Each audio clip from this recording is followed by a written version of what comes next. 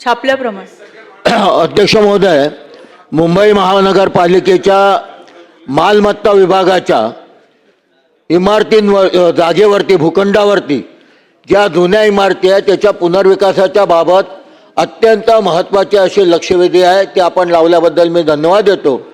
अध्यक्ष महोदय, माझ्या प्रभागामध्ये मुंबई महापालिकेच्या क्षेत्रात दक्षिण विभागामध्ये परळ येथील मालमत्ता विभागाच्या मालकीच्या प्लॉट नंबर 139, 130 वर असलेल्या पवनपुत्र गृहनिर्माण सोसायटीचा पुनर्विकास प्रकल्प मेसर GRS शेल्टर्स या विकासकाने बांधला असून विकासकांचे आणखी मुंबई महानगरपालिकेच्या अधिकाऱ्यांच्या संगनमताने कशा प्रकारे भ्रष्टाचार चालतो याचे एक ज्वलंत उदाहरण आज मी आपल्यासमोर अध्यक्ष महोदय मांडत आहे.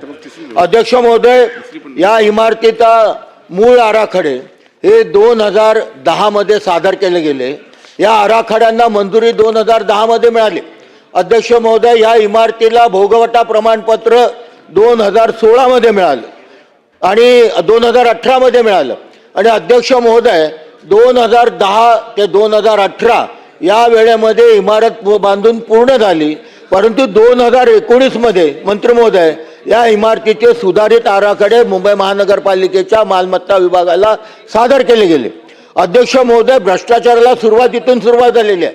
या 2019च्या सुधारित आराखड्यामध्ये इमारतीतल्या मूळ रहिवाशांना जो एक्झिट रोड दाखवला होता तो या मूळ आराखड्यातला रोड 2019च्या सुधारित आराखड्यातनं काढून टाकण्यात आला. रहिवाशांना कुठल्याही प्रकारची माहिती नाही. आणि अध्यक्ष महोदय, या संदर्भामध्ये मी ज्यावेळी बैठक घेतली त्यावेळी इस्टेटमध्ये बैठक झाली त्यावेळी असं निदर्शनात आलं की इमारतीचे मूळ प्रस्ताव ज्यावेळी सादर केले जातात त्यावेळी फक्त रहिवाशांच्या गृहनिर्माण संस्थेच्या पदाधिकाऱ्यांच्या सह्या घेतल्या जातात, परंतु जेवढे सुधारित प्रस्ताव नंतर सादर केले जातात त्यावरती सह्या घेतल्या जात नाही, त्यांची मान्यता घेतली जात नाही. अध्यक्ष महोदय, मे किती आहे? यापुढे अशा प्रकारे धोरणात्मक सुधारणा करावं लागेल महापालिकेला की जे प्रस्ताव जोपर्यंत संपूर्ण इमारती होऊन हँडओव्हर केल्या जात नाहीत तोपर्यंत गृहनिर्माण संस्थेच्या पदाधिकाऱ्यांच्या सुधारित प्रस्तावावरती देखील सह्या असणं अत्यंत आवश्यक आहे. अध्यक्ष महोदय, अतिशय महत्त्वाचा विषय आहे, कारण डेव्हलपर आणि अधिकारी हे संगनमताने सुधारित प्लॅनमधनं वेगवेगळ्या दिलेल्या सुविधा काढून टाकतात, रस्ते गायब करतात आणि मग ज्या मूळ रहिवासी आहेत त्यांना प्रचंड मनस्ताप सहन करावा लागतो. अध्यक्ष महोदय, मला बोलू दे, लक्षवेधी महत्वाचे आहे. तुम्ही चर्चेला एवढा वेळ उत्तर देता, ही मुंबईतली महत्वाची लक्षवेधी आहे ना. मी बोलतोय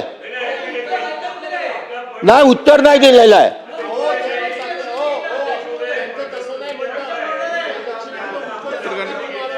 नाही, लक्षवेधीचं उत्तर आलंय पण ते उत्तर चुकीचं आहे. उत्तर आले. अध्यक्ष महोदय, याच्यामध्ये महत्वाचं सांगतो अध्यक्ष महोदय, भ्रष्टाचार कसा आहे बघा. अध्यक्ष महोदय, याचा मालमत्ता कर 2015 पासून थकीत आहे. 2018ला याची रहिवाशांची ओसी आली. अध्यक्ष महोदय, 2015 पासून 2015 पासून आले लेखी उत्तर आले. 2000 अरे थांबा, उत्तर आलंय म्हणून सांगत आहे. अध्यक्ष महोदय, 2015ला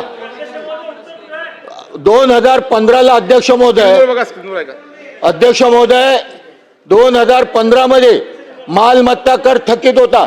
हा मालमत्ता तर मंत्री महोदय, हा मालमत्ता कर थकीत असतानाही 2018 मध्ये भोगवटा प्रमाणपत्र देण्यात आलं आणि नंतर जे रहिवासी आहेत मूळ त्यांच्या डोक्यावरती 82 लाख रुपयाचा बोजा असेसमेंटनी चढवला.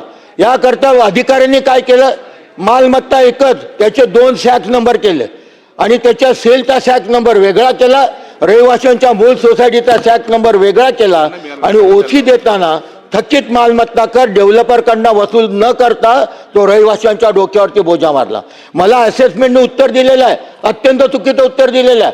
उत्तरामध्ये मला असं सांगितलंय 2000 मला जे पत्र आले 2026 पर्यंत मालमत्ता कर भरलेला आहे आणि त्याच्यासोबतच प्रश्न आता अध्यक्ष महोदय तुम्ही निवेदनावरती 15 मिनिटं बोलायला देताय. ही लक्षवेधी आहे. आणि महत्वाची लक्ष होते. माझा काय वैयक्तिक हेतू नाही आहे, मुंबईकरांकरता महत्वाचा कसा भ्रष्टाचार चालतो तो बघा याच्यामध्ये. प्रश्न घ्या. अध्यक्ष महोदय, 2015 मध्ये मालमत्ता कर थकीत असताना त्याला ओसी देण्यात आली आणि तो मालमत्ता कराचा बोजा हा मूळ रहिवाशांच्या डोक्यावरती टाकण्यात आला. हा प्रचंड गुन्हा आहे. त्या मालमत्ता करवाल्याच्या जे कोण असेसमेंटवाले आहे अध्यक्ष महोदय त्यांच्यावरती कारवाई व्हायला पाहिजे. अध्यक्ष महोदय, त्यामध्ये शाळेचं रिझर्वेशन आहे. हा तर अतिशय मोठा जोक आहे. शाळेचं रिझर्वेशन आहे, शाळेचं पजेशन हे ऑन पेपर दाखवलं गेलं त्याला ओसी देण्याकरता. शाळेचं पजेशन शाळेला शिक्षण खात्याला दिलं नाही, फक्त ऑन पेपर दिलं. मी अध्यक्ष महोदय ते कबरे साहेब आहेत त्यांना धन्यवाद देतो, त्यांचा आभार मानतो. मी ज्यावेळी त्यांची व्हिजिट घ्यायला गेलो त्यांना एओ स्कूलने येऊन सांगितलं की आम्हाला अजून पजेशन दिलेलं नाही, आम्ही घ्यायला जातो तर त्यांच्या बाउन्सर अंगावरती येतात. कबरे साहेबांनी जागेवरती उभं राहून अधिकाऱ्यांना बोलवलं, त्या शाळेचा ताबा द्यायला लावला आणि त्यांचे कुलूप तोडून त्यांना सांगितलं याचे सगळे माल काय भरलेलं सामान आहे ते बाहेर काढा. अध्यक्ष महोदय, 2018 ते 2026 शाळा तो गोडाऊन म्हणून वापरत होता. ते कोण अधिकारी आहे शिक्षण खात्याचे ज्यांनी ऑन पेपर घेतला आणि त्याला मान्यता दिली, त्यांच्यावरती कारवाई व्हायला पाहिजे.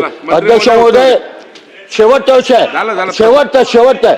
अहो साहेब, प्रश्न तर विचारते मला, प्रश्न विचारतो.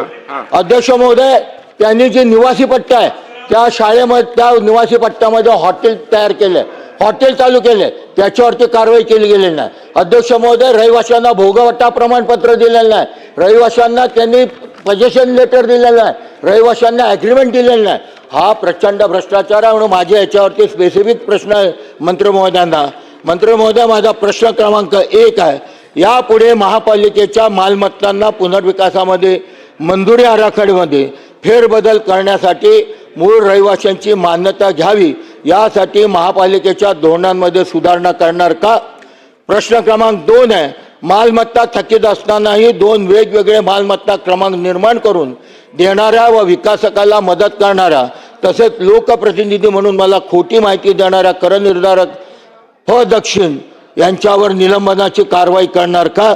प्रश्न क्रमांक 3 आहे, शाळेचा ताबा प्रत्यक्ष न देता शाळेचा ताबा कागदोपत्र दाखवून ओसी मिळण्याकरता मदत करणाऱ्या संबंधित अधिकाऱ्यावरती कारवाई करणार का?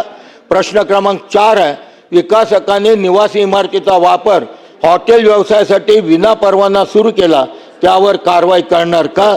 आणि माझा प्रश्न क्रमांक 5 आहे, या संपूर्ण प्रकरणाची एएमसीच्या कडनं चौकशी पूर्ण होईपर्यंत मूळ रहिवाशांच्या हक्काचा संपूर्ण सुविधा न देता सुरू केलेल्या त्याच्या वाढीव बांधकामास आपण स्थगिती आदेश देणार का? चला मंत्री महोदय.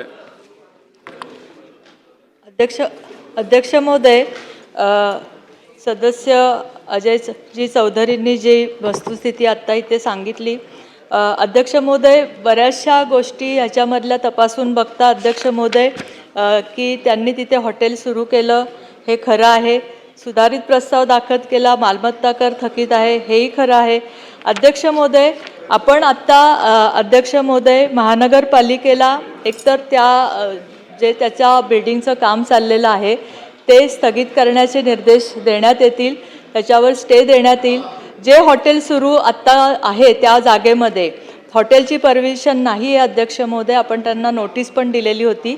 त्या नोटिसीच्या आधारे अध्यक्ष महोदय आपण आता ते हॉटेल बंद करण्याची कारवाई पण सुरू करण्याचे निर्देश देण्यात येतील. त्याचप्रमाणे अध्यक्ष महोदय, जी म्हणजे वसुली आहे किंवा आता त्यांनी सदस्यांनी बऱ्याचशा बाकी गोष्टी निदर्शनास इथे आणलेल्या आहेत, आपल्या सभागृहामध्ये जे सदस्य सांगतात ते 100% खरं मानून अध्यक्ष महोदय ह्या प्रकरणाची चौकशी आपण करू आणि ह्याच्यामध्ये ही जी अनियमितता झाली त्याला जे जे अधिकारी जबाबदार असतील त्याच्यावर आपण कठोर कारवाई करू. पुढे जाऊया. हा काय त्या बिल्डरनं लोकांबरोबर चीट केलंय तर तो फौजदारी गुन्हा दाखल झाला पाहिजे. हे तुम्ही ही कारवाई कराल त्यांनी काय होणार आहे? फौजदारी गुन्हा त्या बिल्डरवर सरकारनं दाखल केलाच पाहिजे. लोकांबरोबर चीट आहे, महापालिकेबरोबर चीट आहे. तर त्याच्यामुळे माझा मंत्री महोदयांना प्रश्न आहे की सरकार त्याच्यावर जे काही फौजदारी गुन्हे होतात कलमाप्रमाणे ते दाखल करणार का? मंत्री महोदय. महोदय त्यांच्या चौकशीमध्ये ज्या पद्धतीने त्यांची चौकशीमध्ये अहवाल येईल त्या पद्धतीने कडक ते कडक कारवाई आपण करू. जर फौजदारी गुन्हे दाखल करणं जरुरी असेल तर फौजदारी गुन्हे दाखल. चला हा महोदय, मुंबई महानगरपालिकेला सुधारित आराखड्यावरती गृहनिर्माण संस्थेच्या पदाधिकाऱ्यांच्या सह्या घेण्याचा बंधनकारक करण्याकरता धोरणात्मक निर्णय आपण घेणार का? अध्यक्ष महोदय, सदस्यांची सूचना चांगली आहे की टेनंटला जो कंपाऊंड आपण बांधून देतो त्याच्यावर जेव्हा सुधारित आराखडा जाईल त्यावेळेस त्यांच्या सह्या राहतील. सेल कंपोनंटमध्ये त्या राहणार नाहीत असा एक प्रस्ताव आपण करू शकतो त्याच्यावर. लक्षवेधी क्रमांक 2 श्री सत्यजित देशमुख.